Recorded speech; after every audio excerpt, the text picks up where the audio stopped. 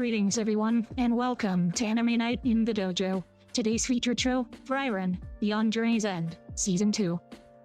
Yep, Frieren Season 2, Episode... Where are we? Episode 8. This is the one show that's off on the number count. Welcome back to the dojo. I'm Ryu. That's Age. We're back for more Anime Night in the Dojo, and well, last time, Methode and Fern had a Rimuru-esque tug-of-war, Shuna and Shion style Frieren, because why not? Also, Frieren was bought for a tome. And pat her head as much as you want, as long as you give her a spell to learn. So that was the fun part of the episode. The serious part is demon stuff, them using the mana fog, random gnatfly buzzing around my freaking microphone. Yes, Frieren went into full teacher mode and was just like, Fern, you can take this guy. Just go do it. So it'll be interesting to see how she handles potentially assisting in the fight, that kind of thing. I totally forgot to look up Methode's weapon, because I know there's a term for that damn thing, and that was the one thing I forgot to do. So that's kind of a bummer. But full axe, but once again, I said it vaguely resembled something I saw in Forged in Fire, and it's a Japanese like pole axe that is also has that back end thing that she has, that is like a capture device to like pull like thieves off of horses and stuff like that. It's like lore that the samurai used back in the day to like do secret police stuff, that kind of thing. But either way, I assume these fight sequences will be pretty interesting. We got a couple interesting demons on hand here, including the main guy, whose name eludes me because names Revolte. Yeah, so that should be a fun fight. I assume. No, I don't have to assume, because the fight started and he's at Stark. And, oh my god, it's with a G. On you. Yeah. I can't even do it anymore. I just can't do it. I was going to talk about a couple of the angels in the MFG earlier, but I was like, no, I'm going to get their names wrong, and it's not worth it right now. It's a very relevant topic. But yeah, we saw that hand-to-hand fighter, and we got all the information on how Volte uses swords, so that's going to be an interesting encounter. So a bunch of interesting encounters across the board, and then we have the demon schoolgirl, who's kind of a wild card. We don't know where she is, what she can do, what she's doing. So she's the wild card. Yeah, she's just kind of mysteriously absent and apparently has some sort of intellectual obsession with humans. Yep. So this should be fun. So that being said, let's push some buttons and get going here. So people on Patreon, we'll see you on the other side of the edit for the timer reaction, and people on YouTube, beyond how you're watching, we'll see you on the other side for the discussion and review, and any and all links that you might check out are down there in the description of what you're watching. So watch whatever you feel like. Check us all out wherever we are. So here goes something. Well, alrighty then, there you guys have it. Lest we all forget that Stark is a pretty durable and stamina-heavy guy. Oh yeah, like that's the thing. Like he's still got a lot to learn when it comes to being a warrior, but his actual like physical abilities are absurd. Yeah, we talked a lot about that.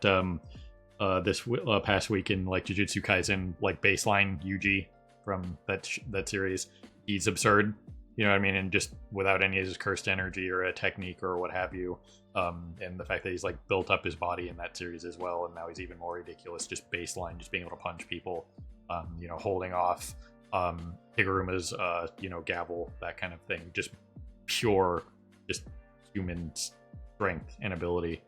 Stark's pretty much the same thing in that case. Is like they mentioned at the end of the episode, it's like he's a marvel of nature or a freak of nature. So yeah, it was definitely one of those things where while Stark might not have the most refined techniques or even some of the most powerful offensive abilities or whatever, the dude can take a hit and even with Genau talking about like, oh, if this turns into a stamina contest, we'll lose. That would be debatable in the case of Stark, anyway. But either way, every fight sequence in this episode was great across the board. How it was handled, how they split up the pacing of the episode, that kind of thing. Each section bounced off itself very nicely. We got the little demon girl. She got a solid stab in, but didn't confirm the kill, so she just kind of evaporated. It's kind of like she got a stab in on someone who could tank a hole in the stomach. Yeah, so we make a lot of references to Randy Orton and the RKO. It's kind of like landing a low blow on Randy Orton and then him immediately just RKOing you and taking the match because you thought one low blow was enough to take him out. We'll have to see how he fares at WrestleMania this weekend, or in this case, last night or the night before, whenever he wrestled, as you guys watch it. But yeah, it does speak to a lot of the healing spells in this world, how much they can potentially recover. You know what I mean? Because both Stark and Genau took massive internal injuries in this episode. You know what I mean? So I assume that they didn't really talk about it. I don't think they have talked about it. Is the healing magic does it restore like things that have been lost? Like like if say Stark's stomach was destroyed in that final attack by Revolte. You know what I mean? Does the healing magic just regenerate the stomach? You know what I mean? That kind of thing. Put stuff back to the way it's supposed to be in the human body, based on the will of the healer. That kind of thing. Is it something to that effect, or what? Because they both sustained what were fatal injuries. They would have died without Methode intervening. So yeah, it definitely says a lot for her healing magic, especially. Frieren talks about it a little bit at the end that she knows a couple of lower level priest spells in a pinch. You know what I mean? Which does do the same thing. Would it be at least useful for the first hit that Stark takes? Just like a regular, just like classic slash across the chest. Like, could she fix something like that? You know what I mean? Probably, because even if it is just low level stuff, we already know that even the most basic stuff for Frieren are supercharged because of just how strong she is.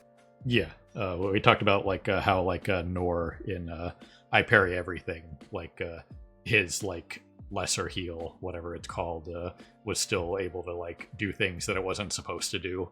It was supposed to be his lesser heal in that series was supposed to they showed off his face got scratched by a cat. That's what low heal and that was good for. Oh, you got a paper cut, low heal. Wasn't even, you stabbed yourself. Low heal. It was something like minor heal or minuscule heal or something like that. But yeah, the lowest level heal that you could potentially learn in his world. But his version of it could detoxify a massive threat poison as well as heal him. You know what I mean? Because of how ridiculous his baseline is.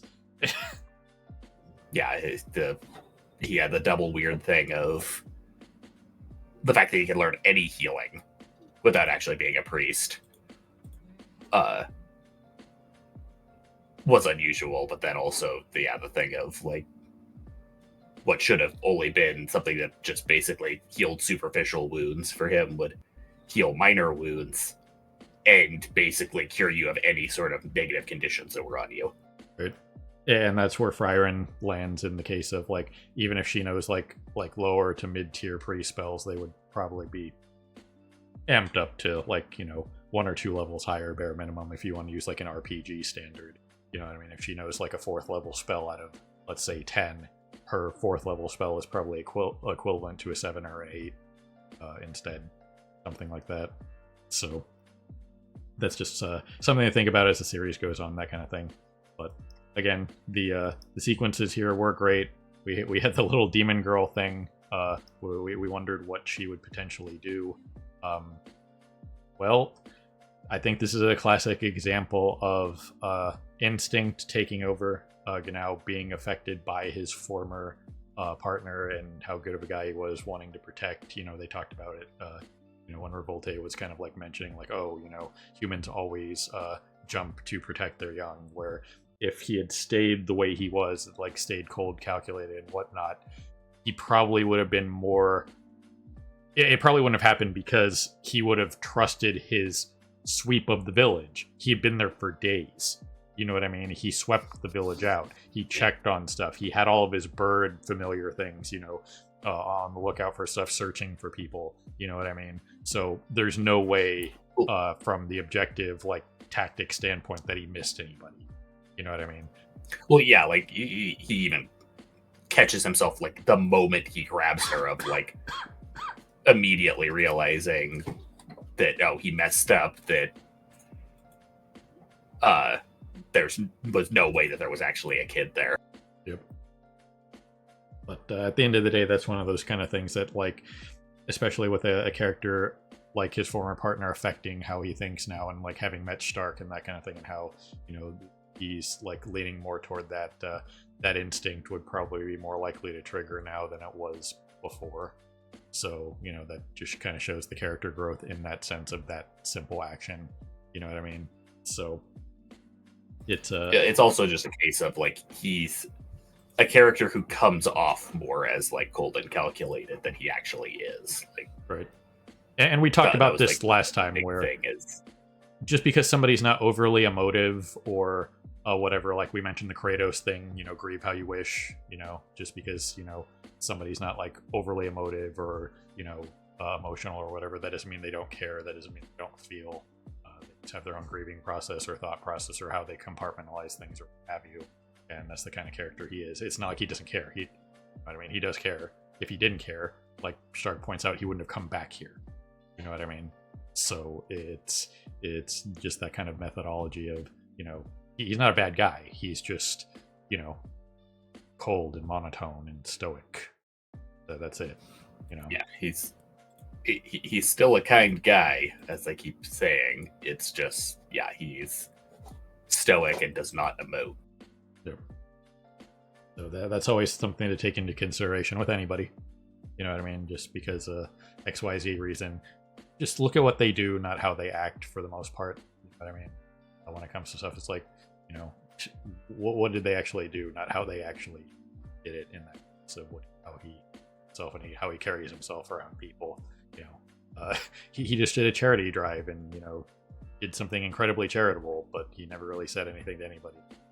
Everybody was like, "Hey, he came off as kind of a dick." It's like, yeah, but he did a bunch of stuff for, like, orphan children or what have you. You know what I mean? So if he really didn't care, he wouldn't have done the charity work in the first place. You know what I mean?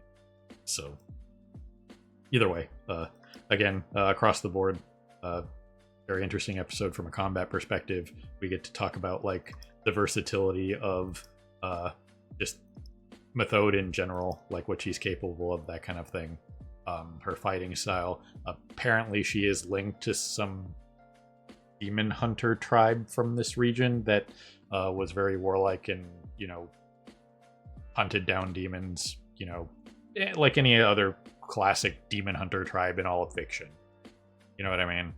So but the difference between her and the rest of her tribe is the fact that, like she said, magic is supposed to be fun, which means versatility, which means she knows more than just warfare arts. So she's able to do the things that she did in this fight to turn it around.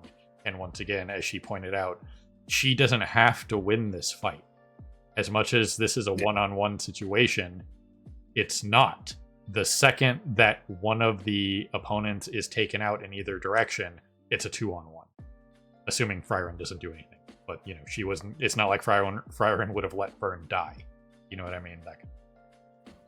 So yeah.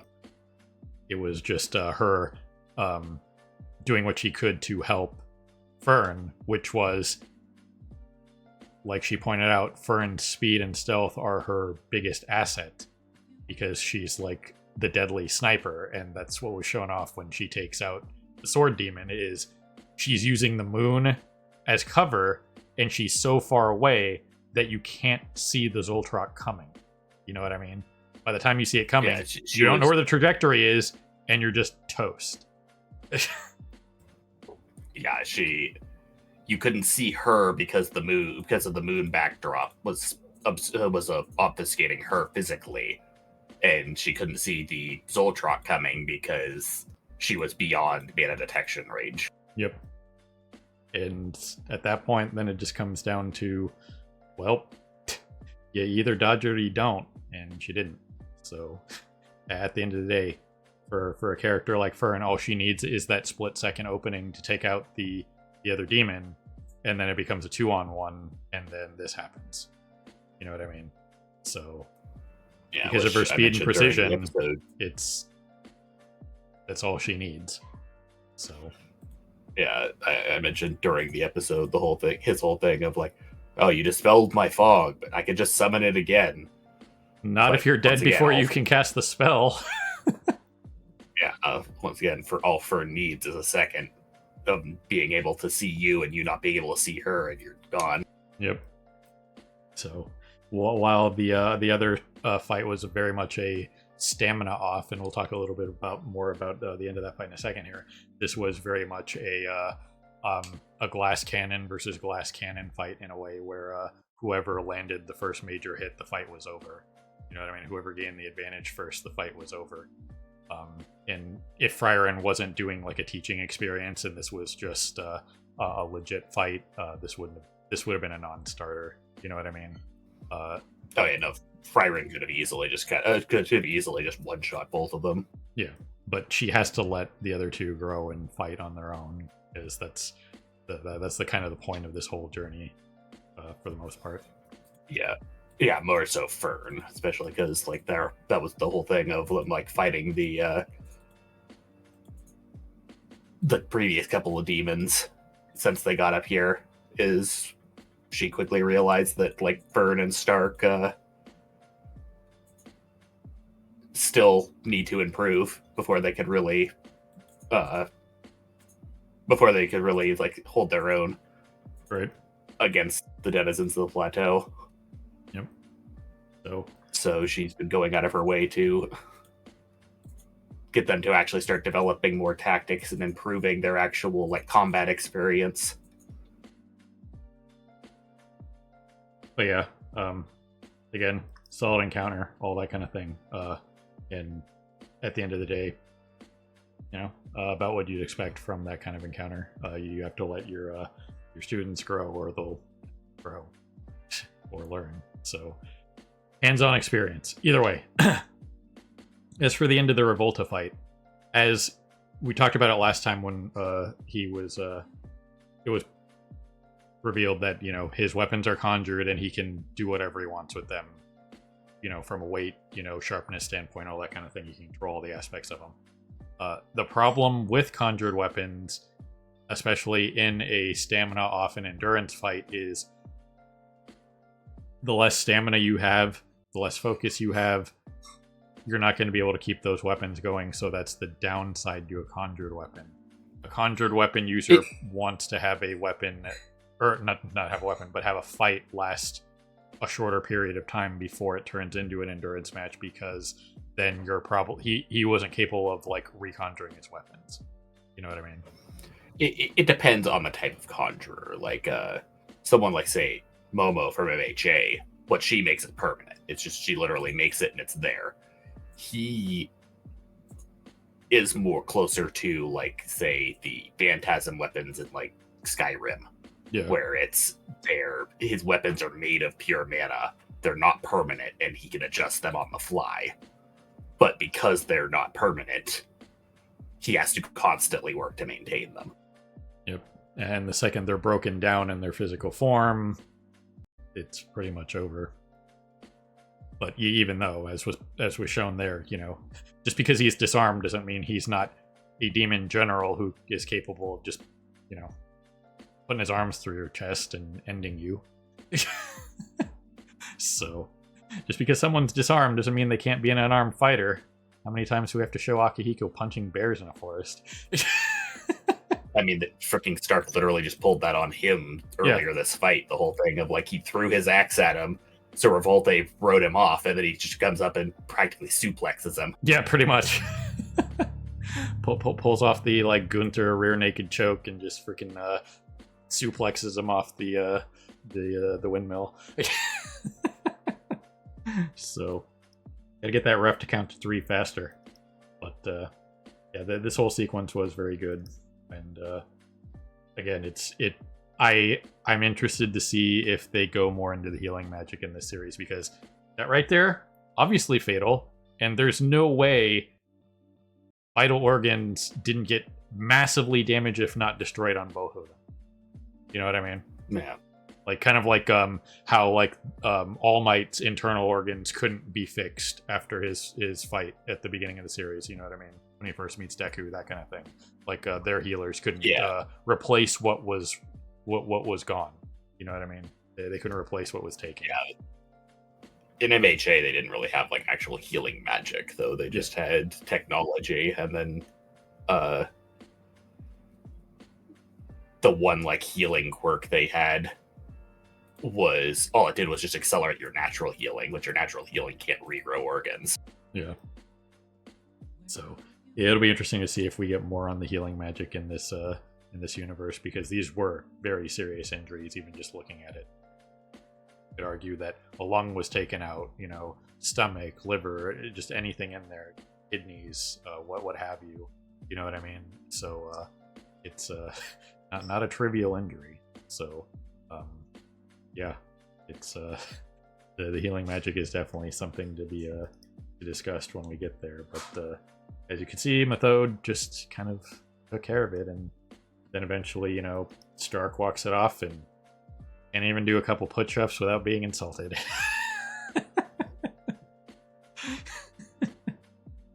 And you gotta love everything about it.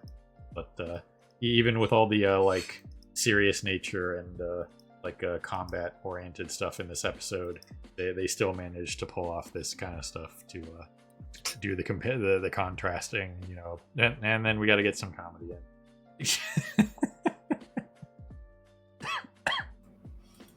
Yeah, Fern does not like other people doting on her mom. Yeah, pretty much. And as was pointed out by Frieren at the end of the episode, the older woman slot is already taken. So we can't have another one, because Methode is so old. She's super old, you guys. She's like, what, like 25? You know what I mean? So, either way, solid episode across the board. Had something for everybody. I will say I appreciated the soundtrack in the fight sequences. It was very period piecey, if you get my meaning. So that was cool, the way they did that. But at the end of the day, another solid episode across the board, and we'll just have to see where we go from here. But in the last 2 episodes, because this is only a 10-episode season, I made the joke at the end of the reaction based on the title of the next episode. It's like, oh man, are we already getting like another Himmel flashback episode? Are we going back to that again? Which probably is part of the source material, so out of character. You know, it'll be interesting to see what they do with the last 2 episodes before the next season launches into the Golden Land arc, which is a biggest deal in the series according to people. So that's all I got for this one. Anything else, Age? I don't think Methode has a confirmed age, but she's probably in like her late 20s, maybe early 30s. But yeah, that still puts freaking Frieren at like 40 times her age. Yeah, something like that. So either way, again, another solid episode. It'll be interesting to see when these characters come back and stuff like that, because Genau did say he was going to kindness and whatnot, and he even got the thank you out there. How about that?